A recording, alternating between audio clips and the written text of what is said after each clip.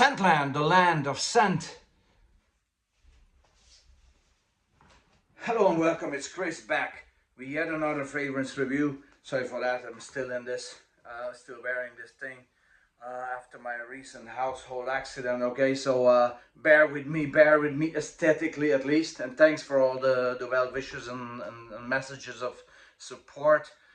I appreciate that. I just thought, I'll do a fragrance review that is one of those lists, the favorite top 5 or top 6 or whatever they are called out there, and I'm going to concentrate on fougere fragrances, which are extremely popular still. There's many variations throughout the history of fragrance making, because fougere fern, like, right, green, lavender type of fragrances originally, but at this point there's so many different type of fragrances called fougere, and I think the category has diverted into different directions, and my while keeping the base values of a fougere in mind, my selection of 6 half dozen fragrances, fougere fragrances, goes into various directions as well to keep it, versatile and so on. Without much further ado, there's not a particular order to these, okay? But let's take a look at my 6 favorite fougere fragrances, if you will. But there's no fougere without Azzaro-Pugrom, okay? This always comes back, this always returns, is always present in the every year rotation. It is one of the classic fougere ones, the deeply aromatic fougere ones. It has the lavender, but it has so many, fresh spices in there, and this is just a fougere that is timeless, and it has a very special DNA. So Azzaro-Pugrom from 1978 is a fougere that is there's a benchmark for any fougere fragrance, okay? Next one, another classy, Duc de Vervins from 1985, I think it was.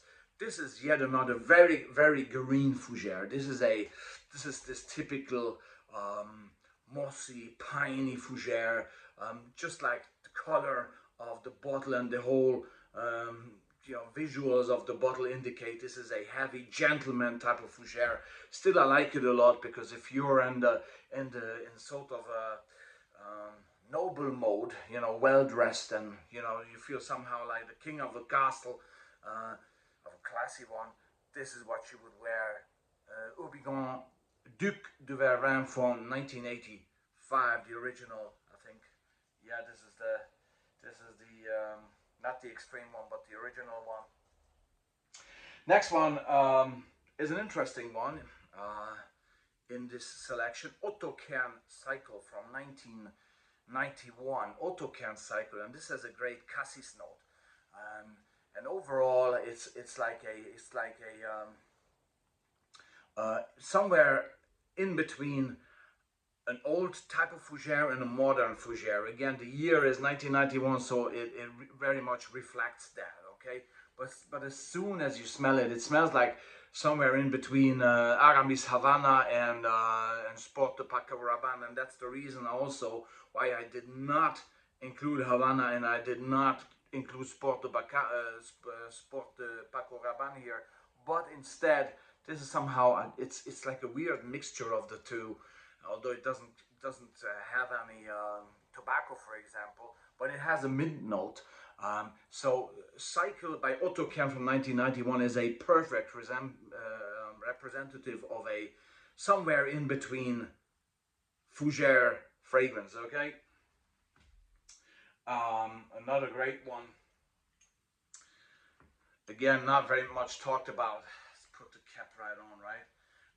Shogun by Alain Delon. This is not really specified, for example, on Fragrantica as a fougere fragrance, yet to me it has all the classical characteristics of a truly great, refreshing, special fougere fragrance. Modern smelling, yet it has, again, this cornerstones of what make a fougere a fougere. It has this smell that is a bit traditional, but at the same time extravagant as well. It has this, it has a great tomato leaf note in there, which makes it even more special.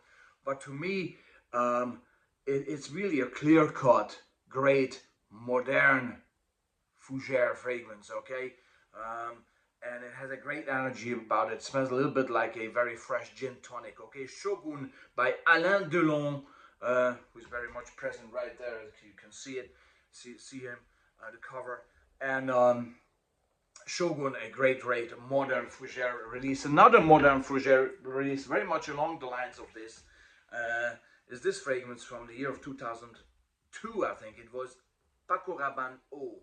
Okay, and I'm not coming up this time with calling this fougere, because at the time when this came out, Paco Rabanne, the company itself, named this the new fougere. This is what they thought a new fougere generation would be like, and it's amazing. It has an extremely wonderful take on a modern modern lavender there, and it smells again so clear cut, so visionary in its fougere being, that I just applauded. It's discontinued, but it's just probably one of the nicest modern fougere fragrances, hand in hand with Shogun, that I've ever come across. Okay, and for me, last but not least, and I didn't follow the timeline exactly, because 1990 is the next year, and to me this is the best. If I have to choose really among true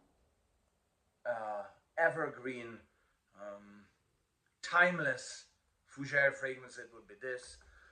1881 by the late great Nino Cerruti, from the year 1990, because this is clear cut. This is not as heavy as the predecessors have been, like for example Duc de Vervin or Azzaro Poem. This is much more clear cut, going into the 90s, a much fresher take on the theme, and the theme is ruled here by great citruses, and a wonderful mossy, piney aspect here. The pine, I applaud the pine in here, one of my favorite notes. Anyway, pine, right?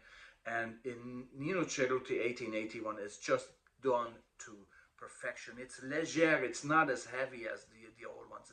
This one is lingering but ever present, so gentlemanly, extremely Italian, and it's still around today. It's a timeless masterpiece. Okay, and so to me, this is the best all-rounder in regards to the fougere genre ever created. Okay, so thanks very much. This was Chris with a selection of my favorite, or my current favorite, 6 fougere fragrances. This can change. Okay, this has some flexibility, but these are definitely among my favorite 6 fougere fragrances of all time. Thanks very much, and I'll be back with more. See you soon. Bye bye.